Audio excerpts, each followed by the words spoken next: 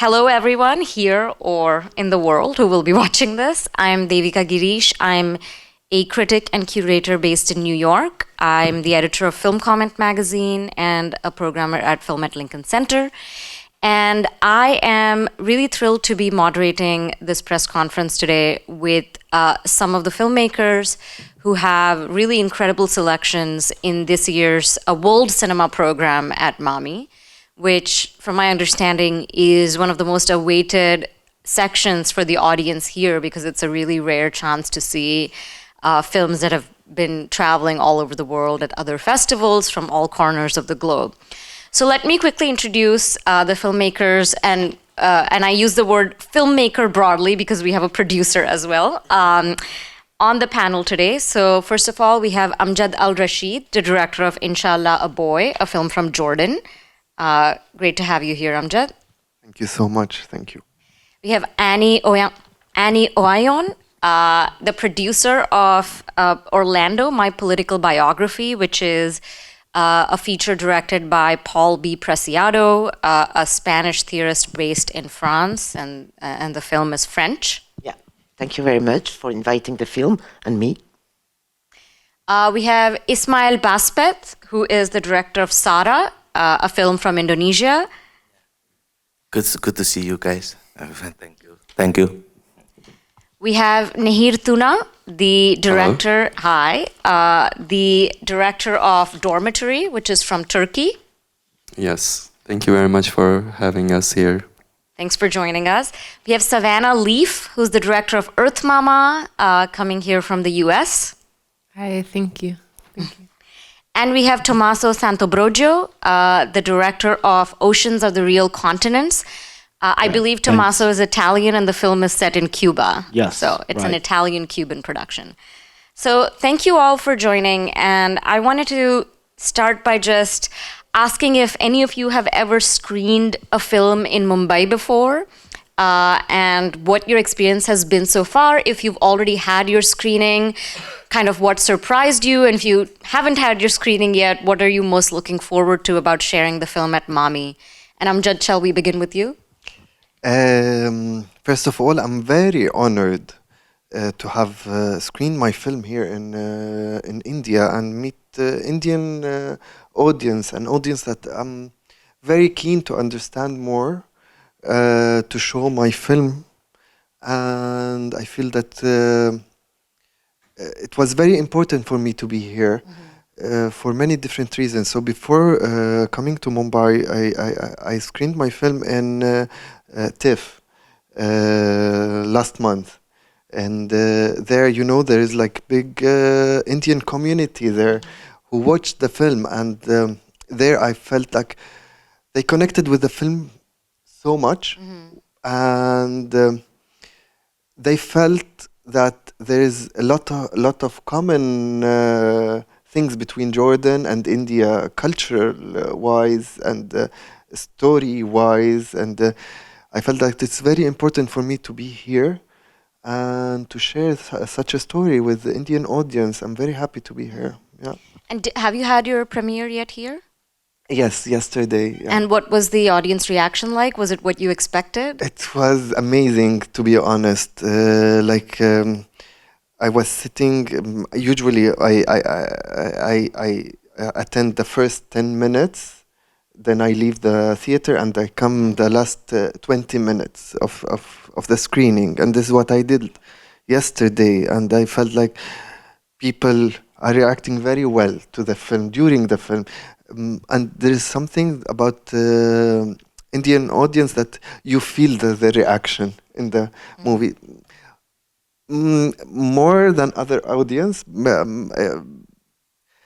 like other audience also, like I got some, like they react immediately on some story beats during the film, but here I felt like people are clapping or people want to clap but they're waiting.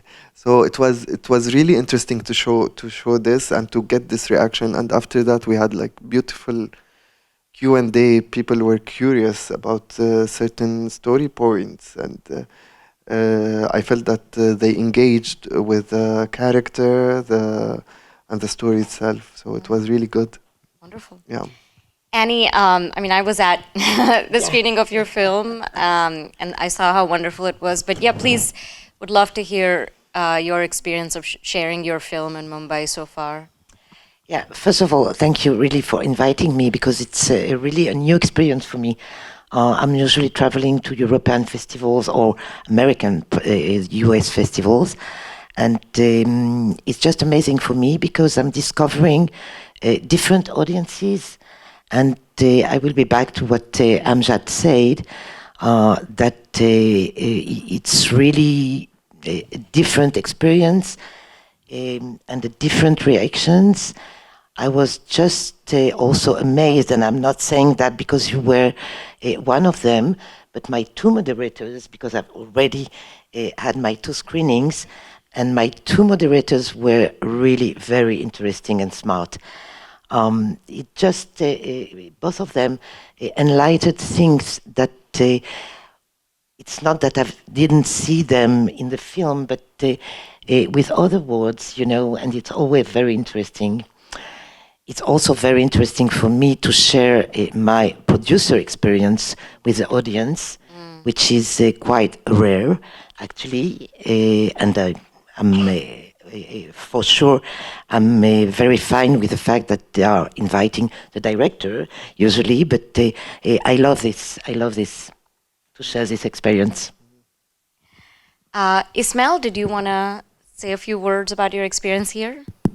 Yeah, hello. In my case, my first two screening is done already, but I didn't attend because of my schedule. I just arrived last night, but I'm looking forward for the third screening. That will be a Q&A. But in my condition, yeah, I grew up with Indian cinema because in Indonesia many people watch Indian films, and just across of my parents' house we have these old theaters that they screen the same movie again and again during my childhood. So then I feel familiar with Indian cultures, Indian cinema. But then when I just arrived here, this is my first time to India and to Mumbai, especially to the film festival. So I feel that it's nothing at all the same with the movie, you know. I think the cultures and everything is way much more bigger and more interesting, more various with I see with my eyes. And I think it's been quite an experience for me to be here and experience Mumbai. And for the festival is also I attending one of the class, and it's very interesting class. And yeah, I think that's it from me. I mean, what are some Indian films that you remember from your childhood? From my childhood, you like Kuch Kuch Hota Hai. That's the most popular. And you know, when we watch that, every time we finish, we repeat it again and again. You know, just so that we enjoy it. Gitu. That's why. But lately, I watch more series. You know, through the platform, and you know, like all those popularity with the crime drama. Yeah. Now Indian filmmakers make a lot of crime drama. I also familiar with that, but just a few that I watch. But then again, I think I'm gonna keep enjoying this opportunity. Thank you for the festival, for inviting me and my producer there also, Charlie. And thank you for having our film, Sara. And the good news is just before we got here, the Indonesian Oscar just got the gift nomination for our actress for the best actress. This is the first trans woman who ever got nominated for best actress in Indonesia. So all of this award or nomination, I think I want to give it back to the audience and the community too. You know, that's what I think. That's why here I'm gonna enjoy it too with the audience. Yeah, and congratulations to you and your actress, Asma. It's a wonderful honor. Nehir, did you want to say a few words? Sure, yeah. I just arrived this morning, so I didn't have the chance to attend the first screening, which was, I think, the first day. But I was, you know, getting some messages on Instagram about some of the viewers who've seen the film and who enjoyed it. And you made really good comments. so I was quite happy to hear all those, and I've been looking forward to come here and attend the screening and share that enthusiasm with them, and answer questions and it's always good to interact with the audience afterwards, because not in my case it didn't happen, but sometimes there was once that someone didn't understand the ending, but it was always it's always good to be present, and just because we make personal stories, and it's always good to be able to be with the audience and answer some questions. And Is this have you showed your films in India before? this is my first time. I've never been in India. But I knew a lot about India, and it's exactly how I imagined so far. But no, this is my first time. I'm very excited. I wish I could stay more, and I look forward to this screening. Great. Savanah, what has it been like showing your film in India? Yeah, so this is my first time to India, and it feels very special to be here. The audience has been very engaged in every kind of aspect of filmmaking, that you don't always get an audience that's so engaged with like the craft of cinema, which I really enjoyed, and loved hearing how people resonated with the film, and I've also loved doing some Q&As with you. Tommaso? Yeah, it was great also to me. We'll keep it short, but yeah, the great thing is, as you were saying, guys, that the reaction of the audience. I mean, like a lot of people wrote to me, that stopped me after the screening, talking, asking questions. So it was really like interesting. It was really like you can feel the passion of this country for cinema. You can feel it like in an epidermic way. So it's really like touching this point. And then I was really curious about the clash between the pace of my movie that is placed like in the inland of Cuba. There is really like a slow pace with like people walking slowly, doing things like in a different kind of way in comparison to Bombay, like Mumbai. Yeah, I just arrived here, and I was like, eaten by like the sounds of like the tuk-tuk and by the cars, the traffic, and so on. And everything is going like so fast and so quick, and the cars, the people, a lot of things. You can feel the country that is growing. And on the other end, my movie is placed like in a country that is not growing, it's kind of imploding. So it's like slowly imploding. I was curious about the clash of this space between like the audience and the movie, and so even the reaction out of that was really interesting. Yeah. Lovely. So other than Ismail's film, all of the others on this panel are debut features from my understanding. I was wondering if all of you could speak a little to what it's like to make your first feature in your respective industries, or in your respective sort of film worlds where you come from. And Ismail, I know this is not your first feature, but like you just said, it is a first in some ways, the subject matter and the kind of response it's getting. So I'd be curious to know your experience as well, of making it within the Indonesian film industry. But maybe Nehir, will start with you. I'm just picking. Because I'm not the first. Yeah. Oh, I was actually referring to Nehir. Oh, okay, but anyone, okay. It's up for grabs. I'm lucky then. Yeah.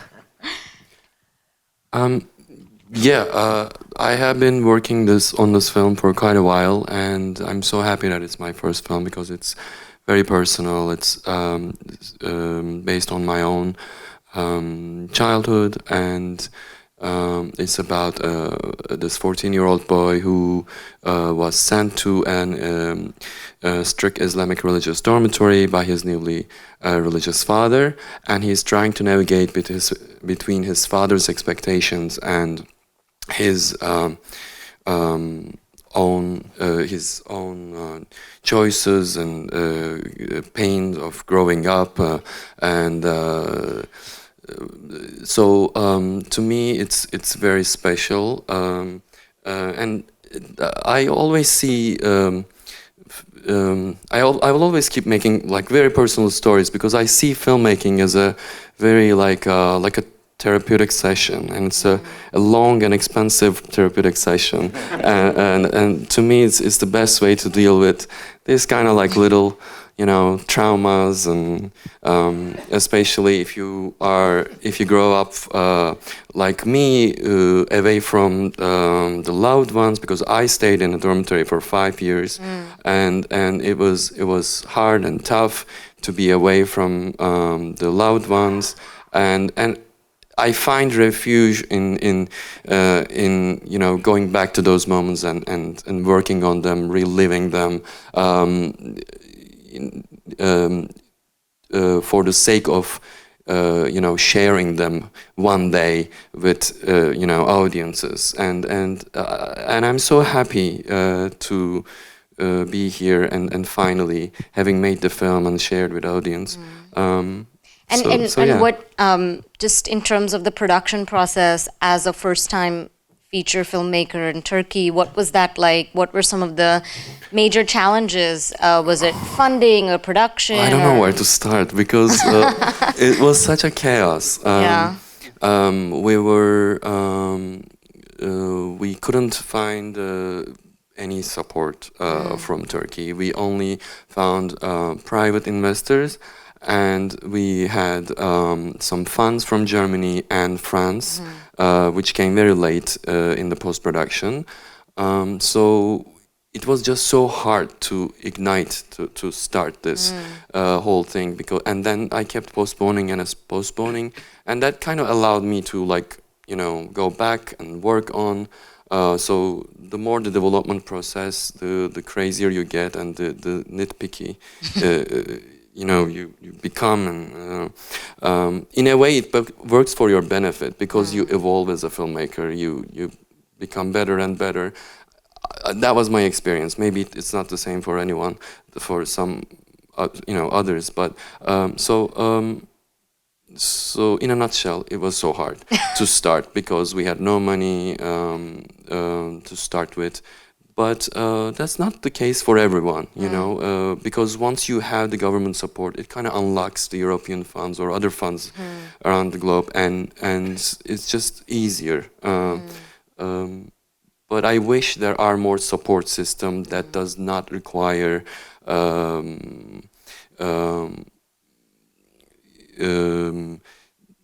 to have initial fundings that comes from your own country, because that's the major expectation of the funds, that you need to have support from your own country or own government, and that is not just the case for first of all my country, and I know many other countries, and I can't imagine how many voices are being lost in this way, because they just never get the chance to do those films. So that was the major problem I faced. Well, you're here now, so Yes. you made it. Amjad, maybe we'll go to you next. I also wanted to mention that your film is Jordan's official selection or submission for the Oscars, and if I'm not mistaken, it's the first Jordanian feature to have screened at Cannes, where you premiered in the Critics' Week. So a really big splash with your first movie. So yeah, can you tell us about the journey of getting the film made? Actually, I share with Nehir, right? Nehir, yes, same experience. It was tough. It was not easy at all. It took me 6 years between development and financing this film, convincing people that I can do this film. Convincing people of this sensitive topic And even though that in Jordan we have a local fund, at first I didn't get it. Then I applied again when I got it. So it's not easy. It's a big competition because there are little small funds here and there, and as independent movie, you're not backed by a studio, or you're not doing it like with investors' money who believe in cinema, and so it's not like that. So at first, I think the key for financing this film was to go into film markets, where we presented the film. The first film market we got selected in was Thessaloniki Film Festival, Agora Film Market, which was one of the most important, I think, markets in Europe. It's not a flashy big film festival, but the key people were there. We didn't get any award at the market itself, but we put the film on the map. You know what I mean? And starting from there, we went to another market in Cairo Film Connection. We got a small award for development, and from there we were able to feel that, oh, this is appealing for some people, so we need to keep going. And I think what I learned reflecting back on the whole journey, it's patient, and believing in what you want to do, believing in the dream itself. It's my dream. It's a very personal story to me, and believe in it and have a long breath, we say in Arabic. Yeah. Savanah, your film also, I mean, you have a very unique journey. You were an Olympic athlete, and then you worked in music videos, and, so you kind of had this circuitous route to making your first feature, but it's an A24 film. It screened at many major festivals, including opening at the Sundance Film Festival, and it's traveling widely. So talk a little bit about that journey. What was it like making your first film, I guess, in the US, in the ecosystem that you're a part of? Yeah, I mean, making my first film, I transitioned from being an athlete into a filmmaker, and that was a huge transition in my life, but it enabled me to kind of share my thoughts and feelings in a way that I never had done before. Before, I was always kind of just working from my body and this athleticism that I have. And so that transition, it was really scary, sharing the first draft of the script. I was just terrified, like, does anyone even care what my thoughts are, or is it even any good? But that first draft, the first kind of support we got was from Film 4, because I'm also British. And that support was really important because it kind of led us into this development, and me also gaining confidence in my own voice. Even while doing music videos and commercials, I think actually writing from that personal story, that journey is just so vulnerable and therapeutic as well. And then, A24 came on board to co-finance and produce and distribute the film. So it was, it's been a really beautiful, scary, terrifying, and amazing journey through all of that, transitioning from an athlete. But I think, it feels so powerful to be in different countries and be able to share that story with completely different audiences that you never imagined would ever watch anything you've done, What was the hardest part of the production process?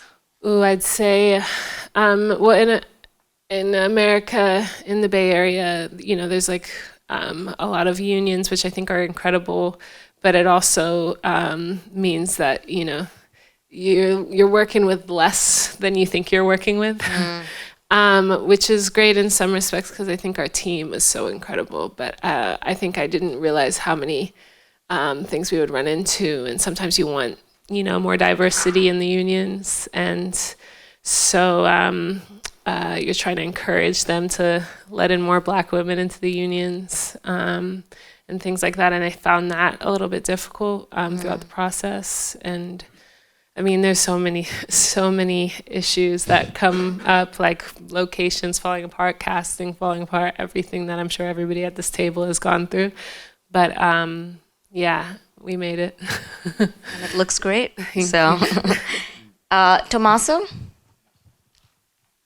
Yeah, well, I think that the main issue in my case was like to shoot a movie like in Cuba. I mean, actually, like it was not like so difficult to get like an Italian production. I was lucky enough because I had like I'd made like a previous short movie out of the same topic that got selected in Venice and got an award there. So it was like already like, you know, on the map, like the idea, as we were saying. But on the other end, like the country was kind of falling apart while I was like pitching my movie. So it was like really complicated, like to, you know, there was a change on the economic system in Cuba while I was like approaching like production. There was a great inflation. There was quite complicated migration process. I mean, like nearly the 10% of Cuba left the country in the last 3 years. So it was like I had like, for example, a Cuban co-producer. I was starting the pre-production and she left the country suddenly. And so I had to find like another co-producer. Like in the meantime, I was doing the pre-production by myself. So I was doing the casting. I was like running with the car. The actors were working with me as assistant producer. So it was really like crazy, but it was crazy. I mean, like it was funny on one way because then the lucky part of that is that we were all young. Like all the people were more or less of my age. We were all friends. We were all playing for like in the same team, and we were all together pushing to make like the movie. Also because it was probably like the only movie shot like last year, the only international feature movie shot there. Wow. So there was like there is another film released this year from Cuba, but it was shot like 2 years ago. So it was really like difficult on one side, it was really exciting on the other. Yeah, actually, like there was like the Italian production that was saying at a certain point, okay, you can deal with that. Go do the movie, come back, whatever you've done, it's okay, but we don't get it. Honestly, it was too complicated, but it's beautiful. Like it was necessary to me, like to do this movie, also for the people that I met, and for their stories. They are really important. Otherwise, there would not have been like a chance to tell these stories because there is not like an industry there. Right. There is not a possibility to do other movies and movies like this. So it was really good also not to be alone in this process. I mean, it was complicated, but at the same time, all the people that were working with me, especially like the actors, but even like the head of departments, were also committed to the movie, that in the end we managed to do it, and that's the most important thing. Yeah. Wonderful. Annie, do you want to speak to the experience of producing this incredible debut feature by Paul B. Preciado, who is a very acclaimed, respected, awarded writer and theorist, and took this very surprising and delightful turn to cinema? Yes, indeed. I was listening to Tommaso, and I was thinking that every film is a kind of an adventure, you know, and it needs so much generosity from the team. It's a collective adventure. It's not, you know, at the end it's a film by a director, but it's really a collective adventure, and I love it. I love it, and it was a case for a Preciado film. It was his first film, and we didn't know what we are expecting. We didn't know where we are going at the beginning, At the beginning, it was clear that we are going to make a documentary, and we ended with a non-binary film, not a documentary, not a fiction, both of them.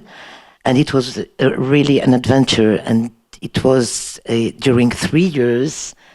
He was a beginner, the editor was a beginner, and it just needs, and even, of course, I realize that in France we are very lucky in terms of funds and producing, because most of the money is coming from public funds, but it's never enough, you know, that's the point.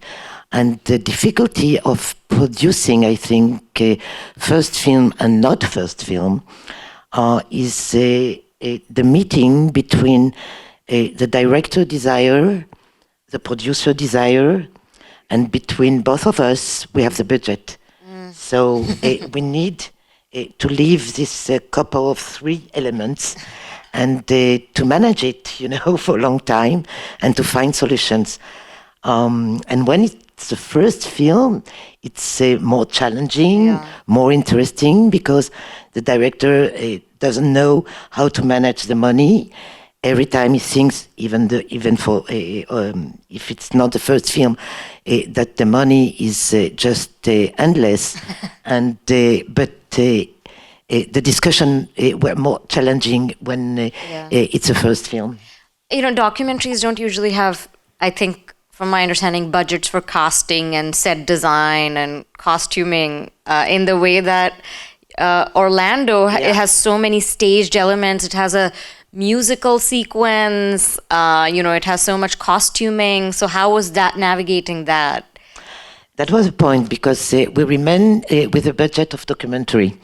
So here comes the generosity of the team, of course. And the generosity of the team, as Tommaso said, means that everyone is doing everything, including me.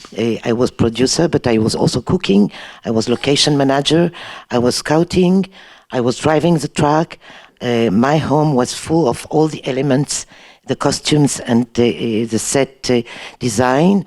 And but we were so confident where we are going, and it was such a joyful, not always, but most of the time, to meet the people, to meet the protagonist, and to see how generous they were. Right, Ismail, we'll go to you. So you're the one person on this table who it's not your first feature, but could you talk a little bit about how making this film has been different from the process of making your previous films? Thank you. I think we can talk firstly about this first. You know, I think first film, second feature, or third feature, all of them is a myth, you know, because we live only one day. Me after this conference is not the same me, because I know Ani, I know Amjad, I learn from all your stories. After this is finished, this is the new me already, because I got affected and influenced by stories and ideas from many people, right? So in my experience, even though I made a lot of feature film, a lot of short film, every ideas, every story, every adventure, every journey is painful, and everything I experienced it first time. So I don't have the tools to understand some problems at this at the same time I processing, you know, with the creative sides. But when I made my first feature film, I was told by many people to not doing it because I'm too poor, I'm too stupid, I'm too reckless. I came from a development country, and in this development country, there is no support system for film. And I came from a very small city where there is no filmmaker. There is no person in my class, in my school, that dream to be a filmmaker. Even me, I don't dream to be a filmmaker. I dream to be a world famous musician at that time, because I can play a little bit of guitar and play rocks, you know. But then on the way, on that journey of life, I learned that I agree with Annie that all of us is actually connected with this collectivity, you know. But then we got split by many geopolitical problems, economic, social, economic, and cultures and everything that try to make us believe that we are different, but we actually not. At the same time, we are an individual with a exact and precise characters that keep changing like a work in progress all the time until we die. But then we also need to maintain the stability that we can connect in a common sense, you know, working, collaborating with people just to know that we are not alone on this painful journey of life, you know, because then to make sure that I'm not, you know, just disappear from this earth, I create arts and stories, you know, just so that I die, I left something that maybe people then will conclude for me, Ismail Basbeth is this. So I never really secluded myself into a musician, filmmaker, artist, or storyteller. I'm all of it, but at the same time, I'm also not all of it because maybe right after this conference, I just have this urge to stop doing everything because you guys already do that. Maybe I need to sell waters now, not making film. And it's okay to make that kind of decision as long as we are honest with ourselves and we live our life to the fullest. And I think that's what makes us all connected in the same way. When I listen to all your stories, we're also not so sure about ourselves. At the same time, the story all is personal, right, for us. But how we can convince other people that these personal things is also important for them. But that's the hardest part, right? Even for award-winning filmmakers like Amjad, you know, for small filmmakers like me, we all have this same problem that all that we believe is important for us, how to make other people convinced that this is also important for them, economically or creatively or anything. And I think that's the journey that we will never can conclude, but other people will conclude for us later. And I'm okay with that right now. That's why I don't even try to make like a wow presence, like, you know, in red carpet or in ice, you know. I just do things one by one, and I'm just trying to enjoy this process, meeting you guys and talk about this. I think this will inspire me, and I hope it will inspire the audience. I hope it will affect my family, that maybe it will have a better position at schools, I don't know. I just want to live the life to the fullest through any creativity that I create. Well, I understand also maybe this is not becoming important for other people also. So then I have this key that every time people say no to whatever I say, then I just translate like that into yes in my mind. I just need to find the right person that says yes. Yeah. Just one. I just need one person to say yes, just like me. Then, okay, let's rock the world, you know, just like that. What about working with your actress Asha Smara Dara, if I hope I'm saying her name right, who's given this amazing performance in Sara and is getting all this attention and award nomination. Can you talk about working with her, casting her? How did all that come about? Okay, my other producer is a woman. She was my wife, my manager, my producer, my everything. Without her, I don't think I can be here. But then it doesn't mean that Charlie is less important in my life. You know, he was here also. But this producer, my female producers, she believed that without the real trans woman, you know, all of us believe that, but she makes sure that we got the real trans woman to play the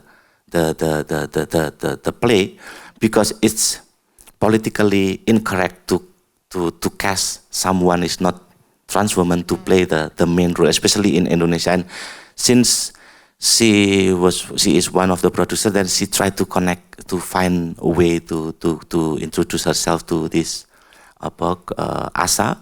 At that time, Asa has already legally changed her sexuality and name for 5 years.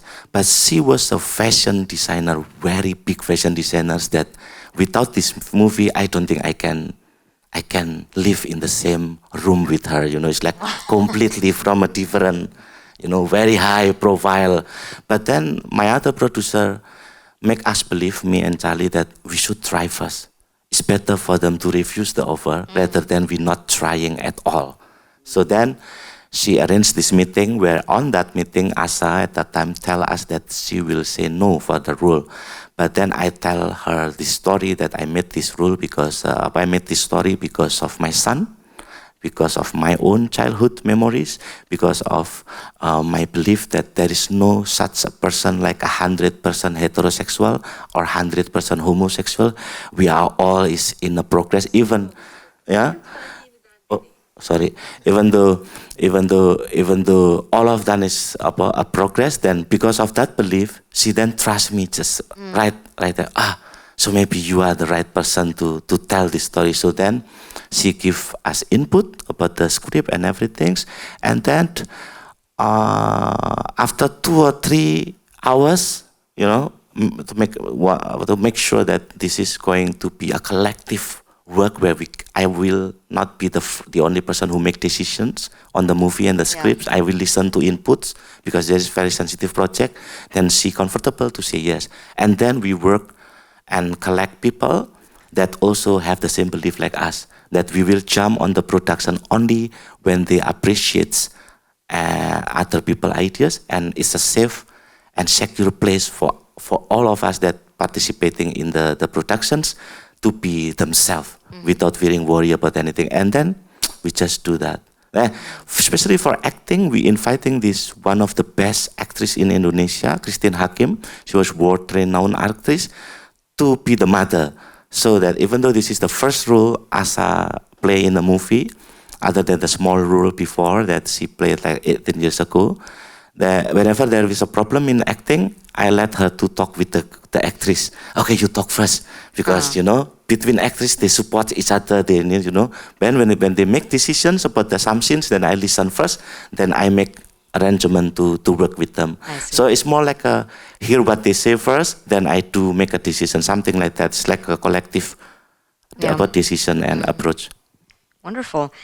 You know, one thing that I found very striking about all your films is that they are political films. You know, they speak to political issues and subjects, but they are not the kind of stereotypical issue films that you often see in festivals, especially coming, you know, from non-Western societies or about these issues of gender politics and race.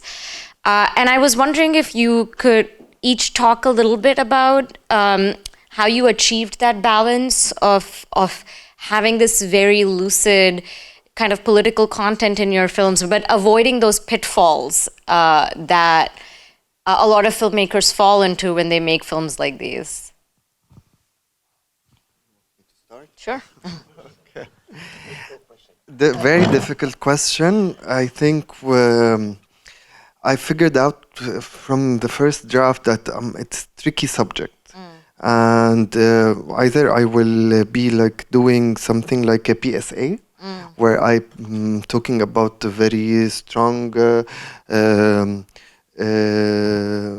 women rights issue, or the other way is to do a human story where I follow a character, I follow the story of this lady who's fighting for her rights, and it's not, and to have the laws and traditions and all what she's fighting for in the background. So I chose the second one where I'm following a human story, and this makes it a more social political film, but in a way that you are engaged with a human story, with this woman's story and what she's going through, and you have this connection, because I was trying all the time to put the audience in her shoes. Through storytelling, through writing and visual storytelling.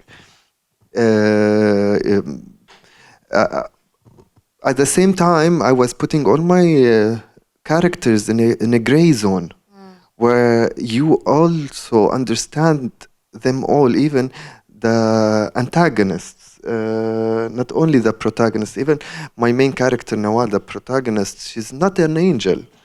She has her own flaws, and at the same time, the opposite, Rifqi, her brother-in-law, you you understand him and you understand what he's doing. And from there, I wanted to raise a moral question. Even you have the right or you have the law backing you to do such thing, would you do it or not? So this is how I decided to tackle these topics and to tackle these issues in a human way, in a true way, in a way that I believe cinema should be. I don't believe cinema should change anything or art should change anything. I believe cinema should raise questions, and I believe film starts when the end credits roll and people leave and talk about the film, open a conversation, and maybe through this conversation we can rethink and reevaluate what has been normalized on us and what has been we never thought about before. Yeah. Anyone else want to chime in on this question of Annie? Yeah. Because I just want to jump in on what Amjad said about questioning. I think I'm not sure that there is a balance, the right balance, and I think that almost all the films are talking about politics, and the point is really questioning. And if I may, or I already said that during the Q&A with you, but if I may be back to this word. For me, working with Paul on this film, which was a question quite far from my life and my mind, open a window and a broaden window than really to question the gender. And for me, really to raise a question is really the point and the right balance in politics. And again, in this film, the two questions for me were questioning the assignment, any assignment, gender, political, social, economical, and so, and our capacity to be emancipated. And we all have this capacity, but we never question it enough. And this is a real balance for me when you are talking politics in film, in cinema. Annie, I know that Paul really didn't want to make a biopic. I mean, he was first, the film came about because Arte asked him to make a biopic and he didn't want to do that. Do you know why he didn't want to do that traditional biopic? I think because the guy is an activist, you know, and the film is a kind of manifesto.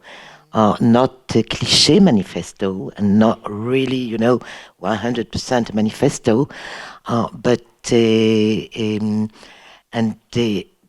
think that he is not interested by sharing, or maybe not, he is interested by sharing his individual experience because he did it in the books, and but his vision is more broader than that.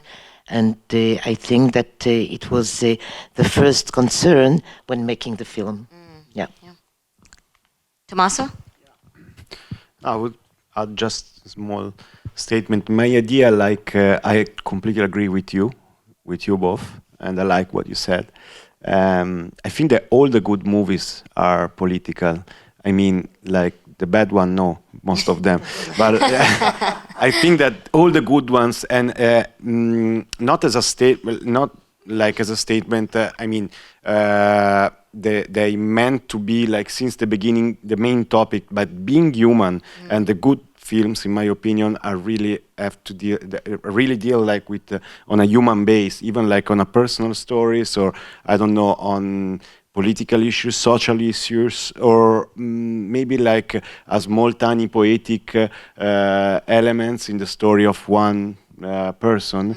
The fact that is human then is necessarily political, and then it's, to me, is interesting. So, like, I think that's the key. I mean, like, not talking about like my movie, but talking about the movie that I loved, even of the history of cinema. Well, I don't know, even I'm thinking about like Kiarostami movies that are not straight like political, and actually he has also been told that he was not doing like enough political movies and so on, but at the same time like being so human, dealing like with the humanity in such a deep way, in the end you are political because you're dealing with humanity, and so I think that's the key in the end. When you were pitching the film and developing it, was there ever any pressure from people to add explanation or add more plot or add context about the Cuban situation? Because ultimately you decided to make a very kind of expressionist film that focuses on the daily moments of people's lives as opposed to, a grand narrative. Yes. Yeah. I don't know. Yeah, I mean, of course, generally, I was lucky to have like producer that was trusting on my poetic attitude towards cinema life, and so, I mean, I think that the narrative was the one of the characters involved, their story, the country was really strong enough. So, like, I could have pushed even more on that, doing like. But I don't like that kind of fascist movie that put you like in a corner and just throw you like all the emotion and make you feel like that way, because with the music you have to feel that way and so on. So I don't like that kind of cinema. I like the kind of cinema give the audience the possibility to be free watching like a movie, to concentrate on what they like, on the feelings that is passing through the images, and on something that is not didascalic. So, I mean, that's my way of even living. So, and I like those movies, and I was probably have like something that was flashing on my head saying, okay, this guy is doing like not the entertaining commercial movie that is like selling in an emotional way, like, but is more like a different attitude towards life, is even like probably a document for even like next year, because considering that there are not so many Cuban movies, I think it's important also historically to have something that tells the story of what is happening right now. Of course, it's my perspective, so it's not like a universal perspective, but yeah, I think it was important. No such thing as a universal perspective. So. Okay. I don't know, maybe Savanah, you wanted to jump in on this question? Yeah, I mean, I think I feel so similarly to so many people here. The film, for me, just writing, like I was talking to someone yesterday, and I was trying to write something like happy and loose and light these past few weeks, and I'm so impacted by the world, and I'm so. If I put two characters in a space, like, of course, they're going to be impacted by society, by what's going on, even, thousands of miles away or whatever. They have to be, if they're a human being, or, I don't know, we're always questioning ourselves. So I guess even when I try to do something that is not political at all, I just can't. Yeah, so I think for me that's part of it, and then the other side of it is just like I try to be as objective as possible and constantly questioning myself, as other people have said here. I come into things obviously with a perspective, but then I like leave that project with so much more because I've done so much research. I've heard opposing opinions than my own, and so I try to just always be learning as I'm making the film, and try to make the film as this thing that's always adjusting and open-minded, and exactly like everyone's saying, kind of leave people with more questions, maybe, and room for discussion after the film is over. Were there any particular stereotypes that you were consciously working against, like whether it's in terms of film style or representations? Yeah, well, I felt like, in America, I feel like there's kind of, Black women are portrayed in certain ways, especially when we're talking about Black, but they can just be there with them for that time, you know, or be more open-minded. So, yeah, I think the people in my film also really impacted me in the way I wanted to tell this story as well. Nehir, Ismail, did you want to maybe talk a little bit about balancing the politics and the kind of artistic aspects of your films? Yeah. Well, the reason I chose this time frame, which is late 90s in Turkey, is because of two reasons. Because I was at the same age of the character at that time, and also there was this ongoing tension between secularist forces and Islamic forces, and how did these two coexist or not.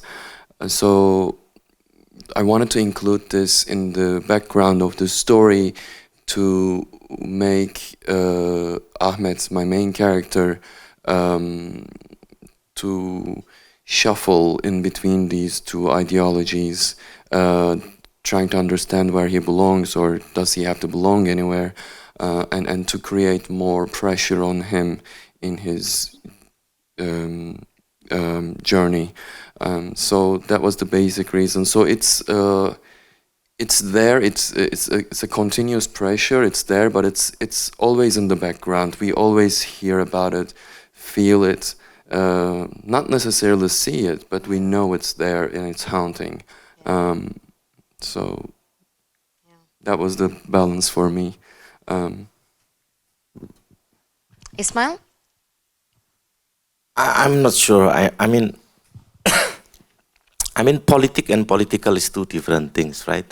And we become a political aware filmmakers, storytellers, because we're not walking on the path that was designed by the status quo, you know, the industry or the government or everything. That's why they try to put us in a way with the media and how we presented ourselves, that we are a personal and political filmmakers and storytellers. But I don't believe that. We just normal human beings that embrace mistakes, wrong, sins as a part of our normal daily life, you know, that we cannot be perfect. You know, I think stories, films, or any artworks that interest me more is where they can offer subjectivity, perspective or point of view that's solely owned by the author or the filmmaker or the team who work with that, you know, because the story has a perspective that want me to understand or to try to question, you know, after I watch the movie.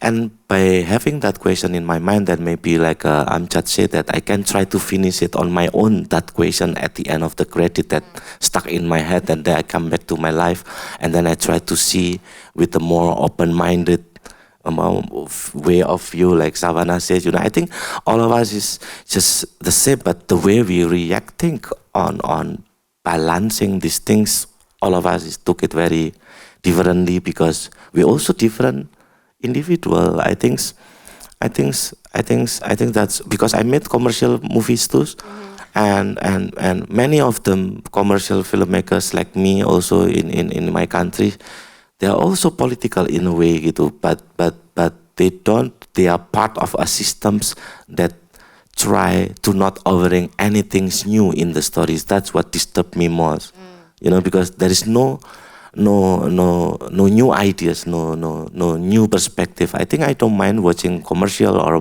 fun film or art movie or personal movie, as long as it's offering me some new perspective that I don't see before, or it's at least raise a question in my mind that it maybe can improve me into a better person or worse person, or I don't know, but it affects me in my personal sense of thinking, you know, something like that. Maybe, yeah, but I don't know. I'm not sure. That's why I say I'm not sure. But maybe this is just about hypothesis. Well, I think we're almost out of time, but I wanted to close out this conference by just asking each of you where your films are going next, festivals or releases, you know, what's next on the journey of your films, which for many of you, your first feature film. So if you could just leave us with that. Amjad? After this, I'm going to Thessaloniki Film Festival, then to Cameramage in Poland. Then I have a tour in France for festivals, and there is a release in Turkey. Then the Arab premiere. Soon it will be announced. And by then, I think by December, I will stop. I need to stop because I need to start writing the new one. The next one, The yeah. next one. But hopefully, it also will be released in the US in December. In the Arab world by January. It depends on how things will develop in the region.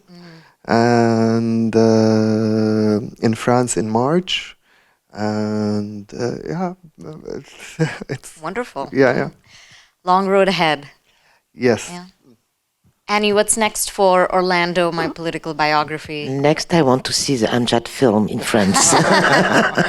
This is my next step. Yes. And for Orlando, well, I will try to remain modest, but it's very difficult because it's really a big success. Yeah. And it was already in many festivals.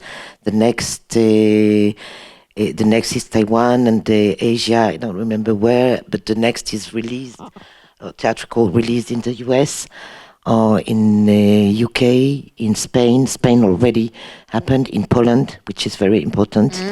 And small countries like this are really very important for me, and I'm really trying to push for that. And the next is maybe the Oscar. Ooh, crossing fingers. Yes. I'm not sure that you should cross fingers. No. Just we will manifest it. Yeah. Okay, for me, our movie will be screened in our country for the next two festival for the awards season in the Festival Film Indonesia, and then in our hometown there is a Jogja Netpack Asian Film Festival, and after that we don't know yet because we're still applying for European film festival. We're still looking because the screening in Busan is world premiere, and this is the second. Wow, okay, festival, yeah. so we still don't know yet, and we try to just go with the flow, just go with the flow. Let's see. I hope I have a better luck by sitting next to all of you guys. So give me all your lucks too, because this is nice. It's a good, it's a good, it's sharing good energy, for me and like optimist. Well, we'll definitely keep an eye out for the journey of Sara. But Nehir, what's next for you?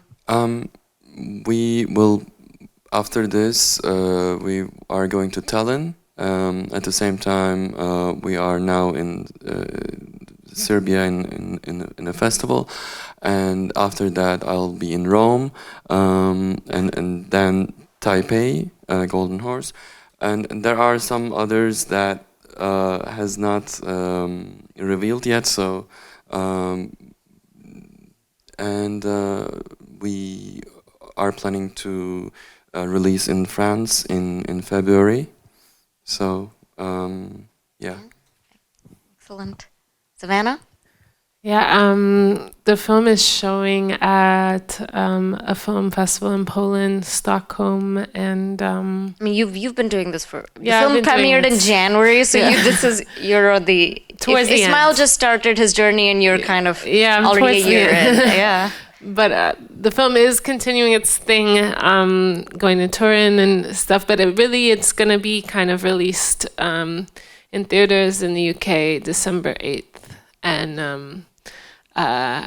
hopefully online soon in other territories. So yeah, watch Cool. it. And Tommaso? I'm flying tomorrow to Thessaloniki. And With then- Amjad? Yeah. And then I'm going to Montreal. I'm going to Spain. At the same time, it's released like in Italy, so I'm traveling around Italy.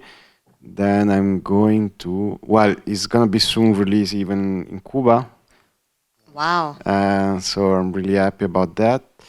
And then I'm missing some pieces probably, but Greece again with Athens and where more. Well, you know, it's really like a mess. Barcelona and many cities, many countries.